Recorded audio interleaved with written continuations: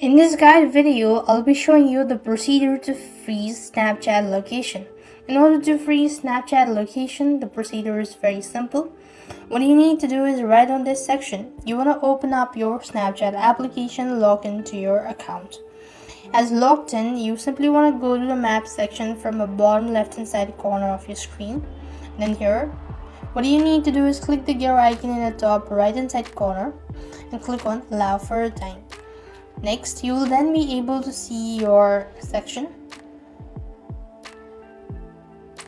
So click the gear icon once again and you simply want to go ahead and enable ghost mode. Once you enable ghost mode, your friends cannot see your location. That means this is how you could freeze Snapchat location.